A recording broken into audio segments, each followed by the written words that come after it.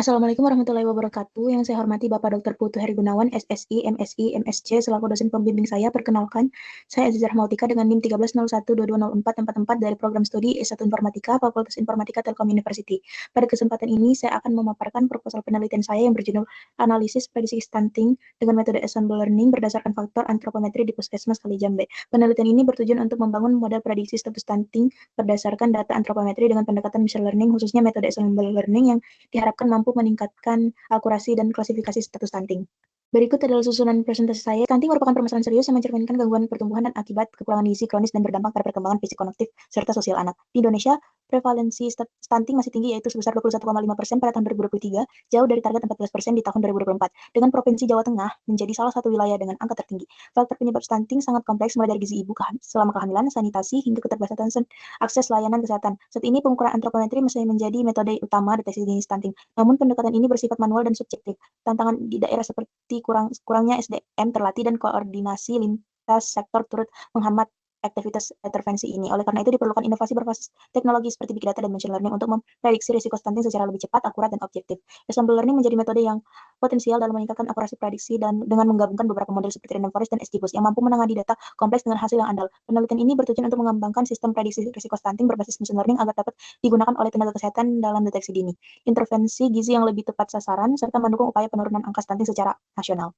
Kemudian metode yang saya gunakan ya, salah satunya itu random forest. Random forest digunakan karena dapat menangani data besar terhadap outlier dan mampu memodelkan hubungan non-linear. Metode ini juga mengurangi risiko overfitting dan memberikan informasi penting terkait fitur yang paling berpengaruh terhadap risiko stunting. Juga metode XGBoost. XGBoost dipilih karena secara umum memiliki performa yang baik, cepat dalam proses pelatihan, serta mampu menangani data kompleks dan tidak seimbang. Fitur regulasi dan fleksibilitas dalam penyusunan fungsi membuat efektif untuk prediksi risiko stunting secara akurat dan efisien. Kemudian untuk rumusan masalah, di sini ada 3 rumusan masalah utama. Kemudian untuk tujuan penelitiannya sama seperti rumusan masalah tadi. Kemudian untuk penelitian terkait, yang pertama ada ulang dari 2024 membandingkan algoritma XGBoost dan random forest untuk klasifikasi risiko stunting pada anak dengan hasil bahwa XGBoost memberikan akurasi lebih tinggi yaitu 90% dibandingkan random forest yang memperoleh 85% akurasi. Kemudian ada Marsha Pinda dan Utomo pada tahun 2024 menerapkan pendekatan ensemble learning dengan teknik paging pada random forest dan boosting pada XGBoost untuk mendeteksi stunting di wilayah kinerja Puskesmas Karangayar. Komunikasi metode tersebut menunjukkan hasil yang sangat baik di mana random forest dengan paging mencapai akurasi sebesar 98,25%. Ini mengidentifikasi bahwa metode ensemble learning mampu meningkatkan performa model secara signifikan. Dan Dani dan timnya di 2024 menggabungkan algoritma random forest dan seleksi fitur menggunakan ANOVA serta penyimbangan data melalui SMART. Penelitian ini menggunakan data sebanyak 150.466 entry dari 26 puskesmas. Hasil yang diperoleh menunjukkan peningkatan akurasi dari 98,83% menjadi 99,77% yang menegaskan bahwa tahapan processing seperti seleksi fitur dan penanganan data tidak seimbang sangat penting dalam membangun model prediktif yang akurat.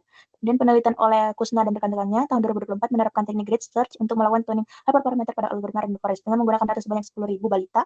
Akurasi model meningkatkan tajam dari 77,30% menjadi 95,78%. Hasil ini menegaskan bahwa tuning parameter memiliki dampak besar terhadap kinerja model machine learning. Dan juga Ratnasari dan timnya 2024 melakukan komparasi terhadap beberapa algoritma seperti Kinar, Snakeborst, Naive-Bayes, SVM, dan Random Forest dapat mendeteksi dini kasus stunting. Dari keempat algoritma tersebut, Random Forest menunjukkan performa terbaik dengan akurasi sebesar 92,70%.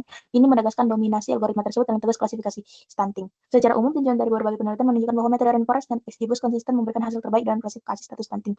Efektivitas model meningkat secara signifikan ketika didukung dengan preprocessing yang baik, termasuk teknik imputasi, SMOT, seleksi fitur, dan normalisasi. Dimulai dengan mengumpulkan dataset antropometri dari Puskesmas Kalijambe sebagai sumber utama data. Kemudian, eksplorasi data analis atau EDA dilakukan untuk memahami distribusi, pola, dan kemungkinan masalah data seperti mesin value dan outlier. Kemudian untuk fitur engineering dilakukan yaitu proses menciptakan fitur baru dan modifikasi fitur yang ada agar model dapat belajar secara lebih efektif. Kemudian splitting dataset kemudian dibagi menjadi data trend dan test untuk keperluan pelatihan dan evaluasi model. Kemudian lanjut ke preprocessing. Pada data trend dilakukan tahapan preprocessing seperti imputasi nilai kosong, encoding variabel kategorik, dan normalisasi. Kemudian data balancing menggunakan SMOT, karena data stunting biasanya tidak seimbang, digunakan teknik SMOT untuk menyeimbangkan jumlah data antar kelas. Kemudian membangun model pipeline. Setelah data siap, kita membangun model pipeline mengintegrasikan preprocessing, training, dan evaluasi model secara terstruktur. Kemudian pelatihan model. Model kemudian dilatih dan dilakukan hyperparameter tuning secara cross-validation untuk mendapatkan performa terbaik. Kemudian evaluasi. Model yang telah dilatih dan setelah diuji performanya terhadap data tes. Jika performanya baik, maka kita lanjut ke tahap hasil. Jika belum, dilakukan iterasi ulang dari tahap awal training. Hasil dan selesai. Bila performa model dianggap cukup baik, maka hasil akhir disimpan dan sistem dianggap selesai. Dataset yang digunakan dalam penelitian ini menggunakan dataset pengukuran antropometri yang diperoleh dari Puskesmas Kalijambe. Dataset tersebut disimpan dalam format Excel untuk mempermudah proses pembuatan ke dalam lingkungan pemrograman Python, khususnya menggunakan library Pandas. Dataset ini terdiri dari 34 features dengan berbagai jenis type data, terdiri dari objek, integer, dan float 32. Eksplorasi data analis, tujuannya itu untuk memahami struktur data, statistik deskriptif, deteksi missing value dan outlier, analis distribusi dan hubungan antar fitur, dan identifikasi faktor antropometri relevan terhadap status stunting. Tahapan analisisnya, pemeriksa dimensi dan tipe data, analisis univariat, analisis bivariat, dan korelasi fitur. Fitur engineering, tujuannya meningkatkan kualitas data melalui pemilihan transformasi dan pembuatan fitur baru agar lebih informatif bagi model klasifikasi stunting. Tahapannya seleksi fitur relevan, transformasi fitur numerik kategorikal, membuat fitur baru, dan terakhir menggabungkan kelas target minor untuk mengurangi ketidakseimbangan kelas. Splitting dataset, tujuannya memisahkan dataset data latih dan data uji untuk evaluasi model secara objektif dan menghindari data leakage. Proses dan langkahnya itu split data menjadi 80% train dan 20% test, pre-processing, transformasi, kemudian data uji tidak ikut proses pelatihan.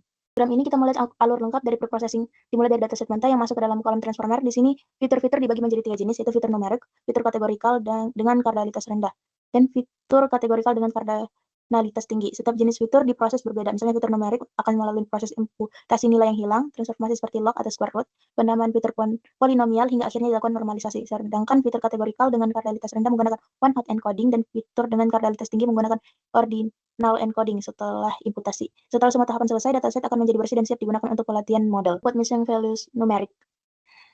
Di sini bisa kita lihat untuk tabel sebelum dan sesudah. Kemudian untuk inputting missing values kategorik, kolom sebelum dan sesudahnya. Transformation, bisa dilihat untuk kolom sebelum dan sesudah perbedaannya. Polynomial features, untuk sebelum dan sesudahnya. Normalization, berikut tampilannya. Hot encoding, null encoding, berikut untuk sebelum dan sesudah. Balancing menggunakan smooth, berikut untuk tampilan sebelum smooth dan sesudah smooth. Untuk membangun model pipeline dan pelatihan model. Model pipeline dibangun dengan menggabungkan seluruh tahapan preprocessing, imputasi, transformasi, encoding, normalisasi, dan balancing secara sistematis bersama dengan algoritma pembelajaran mesin. Tujuannya agar setiap proses dilakukan secara berurutan dan konsisten secara mencegah terjadinya kebocoran data atau data leakage. Model machine learning yang digunakan terdiri dari 2 kelompok, yaitu model tradisional dan model assembly learning. Model tradisional yang digunakan terdiri dari logistic regression, Kinner's Egg-Box atau KNN, SVM, sedangkan untuk model assembly learning yang digunakan itu random forest dan XGBoost. Parameter tuningnya, di sini kita bisa lihat model-model yang kita gunakan dan apa parameter dan nilai kandidatnya. Di sini dataset dibagi menjadi 4 volt, masing-masing 25%. Model dilatih 3 volt dan diuji pada volt keempat. Dilakukan secara bergiliran untuk tiap volt menjamin evaluasi akurasi dan tidak bias data.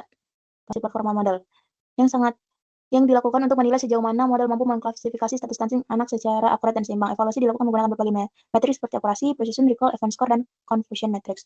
Akurasi digunakan untuk melihat proporsi keseluruhan prediksi yang benar, namun tidak cukup representatif saat data tidak seimbang. Precision dan recall digunakan untuk memahami kemampuan model dalam mengklasifikasi kelas minoritas secara tepat dan menyeluruh. Event score digunakan untuk menggabungkan precision dan recall dalam satu metrik sehingga lebih cocok untuk data yang tidak seimbang. Dan juga confusion matrix digunakan sebagai alat bantu visual untuk melihat distribusi prediksi model terhadap label sebenarnya dan mengevaluasi kesalahan klasifikasi secara langsung. Di sini bisa kita lihat untuk formulanya dan keterangannya. Analisis yang kita dapat, faktor antropometri yang paling berpengaruh dalam penentuan status stunting dapat dianalisis dengan menggunakan heat map korelasi pada tahapan exploratory data analis. Kemudian dapat divalidasi sebenarnya melalui fitur importance pada tahapan evaluasi model setelah model yang dilatih dipastikan sudah memiliki performa klasifikasi yang baik. Kemudian untuk ensemble learning versus traditional model, menganalisis perbandingan ensemble learning XGBoost dan random forest dan model tradisional yaitu logistic regression, KNN, dan SVM, dan dalam mengklasifikasi status stunting melalui evaluasi model menggunakan metrik evaluasi.